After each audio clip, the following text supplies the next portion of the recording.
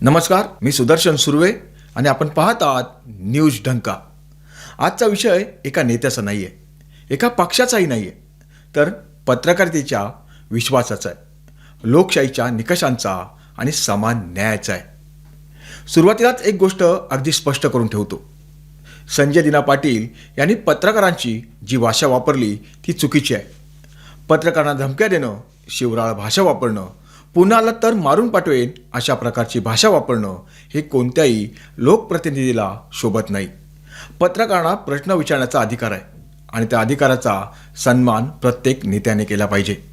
याबाबत कोणताही वाद असू शकत नाही. पण इथेच एक प्रश्न निर्माण होतो आणि हा प्रश्न फक्त संजय दिना पाटील यांच्याबद्दल नाही आहे. हा प्रश्न पत्रकारितेच्या निकषांबद्दल आहे. कारण आज पत्रकार संघटना संतप्त आहेत, निषेध करत आहेत, बहिष्काराची भाषा करत आहेत, कारवाईची मागणी करत आहेत.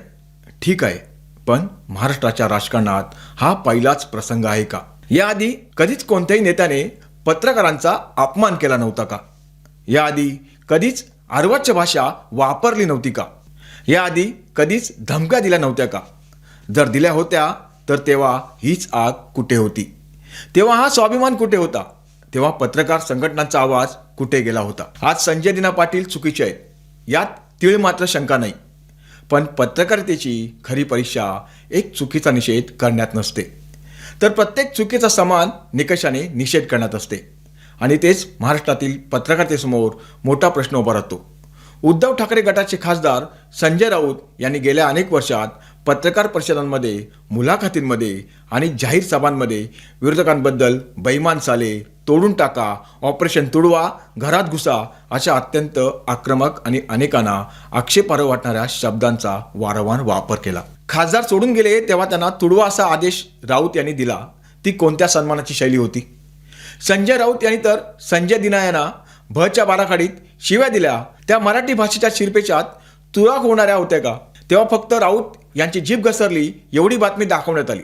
पण आता पत्रकारांना मारून टाकेन हे म्हटले तर ते अपमानास्पद झाले. थोडक्यात आमच्या मीडियातून दुसऱ्यांना शिव्या देण्याची पूर्ण मुभा आहे, पण आम्हाला शिव्या घालाल तर याद राखा असा मीडियाचा संधी साधू पवित्रा दिसतो. तेव्हा पत्रकारांनी त्यांना पत्रकार परिषदेत जाब विचारला होता का?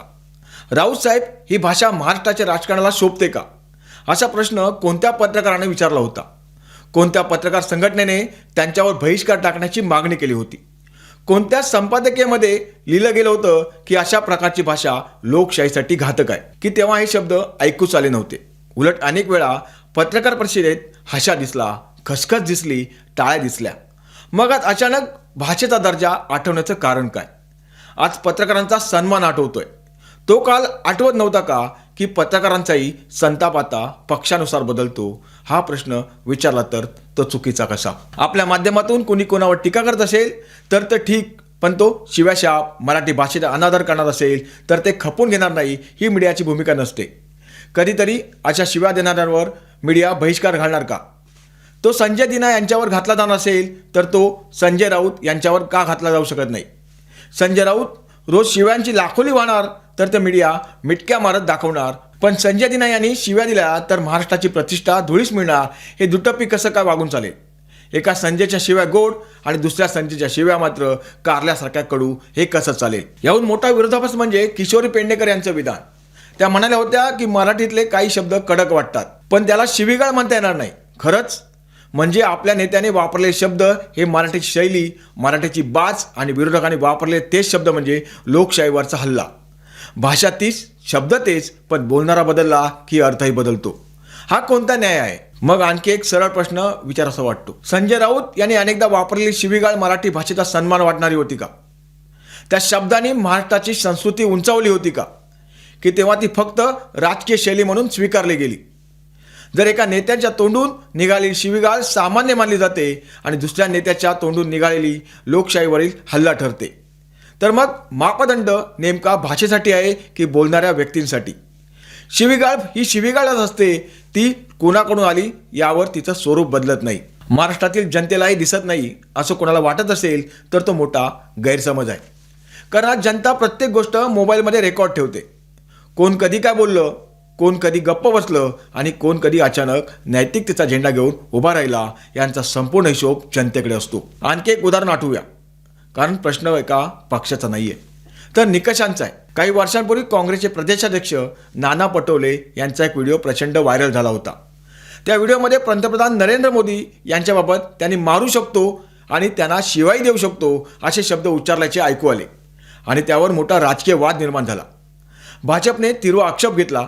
नंतर नाना पटोले यांनी त्या वक्तव्याचा वेगळा संदर्भ असल्याचं स्पष्टीकरण दिलं, पण वाद मात्र झाला होता. पण माझा प्रश्न आजही तोच आहे, त्यावेळी पत्रकार संघटना अशाच आक्रमकपणे रस्त्यावर उतरल्या होत्या का? पत्रकार परिषदेत नाना पटोलेंना कठोर प्रश्न विचारले गेले होते का? देशाच्या पंतप्रधानांविषयी अशी भाषा वापरणं योग्य आहे का असा थेट जाब कोणी विचारला होता का?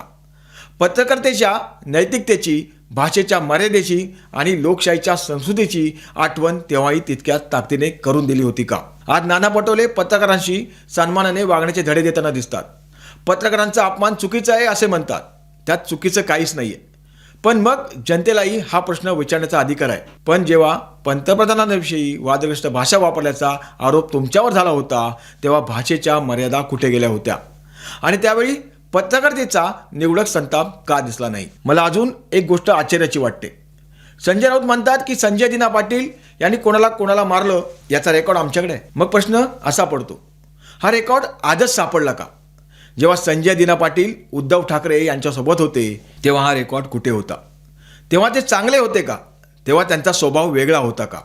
तेव्हा ते महाराष्ट्राच्या संस्कृतीचे आदर्श होते का? आणि शिंदे गटात गेल्यानंतर अचानक त्यांचा संपूर्ण इतिहास आठवला.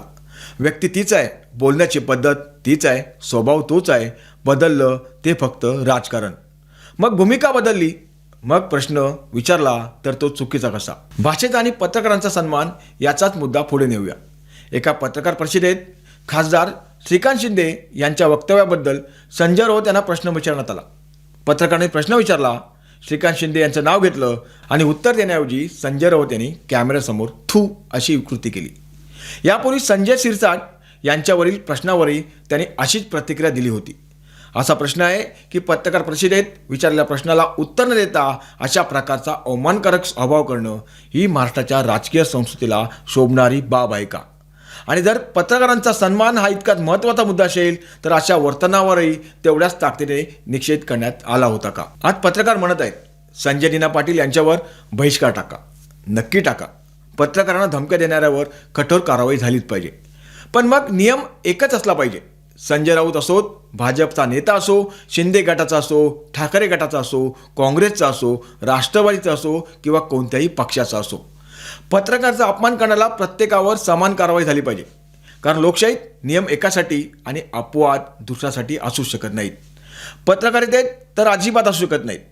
पत्रकार हा कोणत्याही पक्षाचा कार्यकर्ता नसतो, तो जनतेचा प्रतिनिधी असतो. त्याचा धर्म सत्तेला प्रश्न विचारण्याचा असतो. पण पत्रकारितेचा धर्म जर पक्षानुसार बदलू लागला तर जनता पत्रकारांनाच प्रश्न विचारायला सुरुवात करते आणि आज जनता तोच प्रश्न विचारत आहे. एका संजयच्या शिव्या तुम्हाला क्रांती वाटतात आणि दुसऱ्या संजयच्या शिव्या लोकशाहीवरील हल्ला वाटतात. एका संजयने बेईमान, साले तोडून टाका, घरात घुसा असं म्हटलं तेव्हा तुम्ही शांत होता आणि आज दुसऱ्या संजयने धमकी दिली म्हणून तुम्ही रस्त्यावर उतरता. मग हा पत्रकारितेचा लढा आहे की राजकीय पसंतीचा? हा प्रश्न टाळून चालणार नाहीये. कारण पत्रकारितेवरचा विश्वास हा निवडक संतापावर टिकत नाही, तो समान न्यायावर टिकतो. पत्रकारांनी जर सत्तेला आरसा दाखवायचा असेल तर त्या आरशात प्रत्येकाचा चेहरा सारखा दिसला पाहिजे. आरसा जर पक्ष पाहून प्रतिबिंब दाखवू लागला तर तो आरसा राहत नाही, तो प्रचाराचं साधन बनतो. आज सोशल मीडियामुळे प्रत्येक विधान जतन होतं, प्रत्येक व्हिडिओ उपलब्ध असतो. जनता काही विसरत नाहीये. त्यामुळे आज नैतिकतेची भाषा करणाऱ्यांनी कालच्या भूमिकेचाही हिशोब द्यायला हवा. कारण नैतिकता ही निवडक नसते, नैतिकता पक्षनिष्ठ नसते, नैतिकता रंग बदलत नाही. नैतिकता एकतर असते किंवा नसते.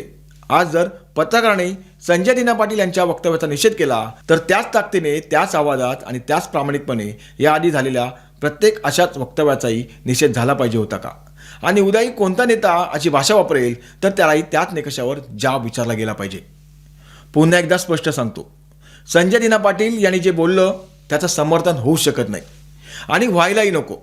पण त्याचवेळी संजय राऊतांनी किंवा इतर कोणत्याही नेत्याने वापरलेल्या अशाच भाषेलाही समर्थन होता कामा नये. अपमान हा अपमानच असतो. तो शिंदे गटाने केला तरी, ठाकरे गटाने केला तरी, भाजपाने केला तरी, काँग्रेसने केला तरी नियम एकच हवा, मापदंड एकच हवा.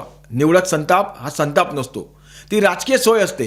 निवडक निषेध हा निषेध नसतो, ती भूमिका असते. आणि निवडक पत्रकारिता ही पत्रकारिता नसते, ती पक्षकारिता असते. आजचा प्रश्न संजय दीना पाटील यांच्यापेक्षा मोठा आहे. आजचा प्रश्न संजय राऊत यांच्यापेक्षाही मोठा आहे. आजचा प्रश्न पत्रकारितेच्या विश्वासार्हतेचा आहे. कारण पत्रकारितेचा धर्म व्यक्ती नाही, पक्ष नाही, सत्ता नाही, विरोधक नाही.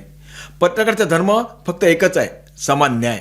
आणि ज्या दिवशी हा समान न्याय डळमळीत होतो त्या दिवशी नुकसान कोणत्याही नेत्याचं होत नाही, नुकसान होतं त्याच्या सामान्य माणसाचं. तो अजूनही पत्रकारितेवर विश्वास ठेवतो. शेवटी फक्त एकच प्रश्न महाराष्ट्राच्या जनतेसमोर ठेवतो. जर संजय दीना पाटील यांच्या भाषेचा निषेध योग्य असेल तर संजय राऊतांसह अशाच प्रकारची भाषा वापरणाऱ्या प्रत्येक नेत्याचा निषेध त्याच ताकदीने, त्याच निकषाने आणि त्याच प्रामाणिकपणे होणार का? की महाराष्ट्रात न्यायही आता पक्षानुसार बदलणार? हा प्रश्न फक्त दोन संजयचा नाही आहे, हा प्रश्न पत्रकारितेच्या विश्वासाचा आहे. उत्तर आज नाही दिलं तरी जनता ते उद्या नक्की मागेल. हा व्हिडिओ आवडला असेल तर नक्की लाईक करा. तुमचं मत कमेंटमध्ये अवश्य लिहा. न्यूज डंका चॅनलला सबस्क्राईब करा आणि बेल आयकॉन दाबायला विसरू नका. मी सुदर्शन सुर्वे, आपण पाहत होतात न्यूज डंका. धन्यवाद.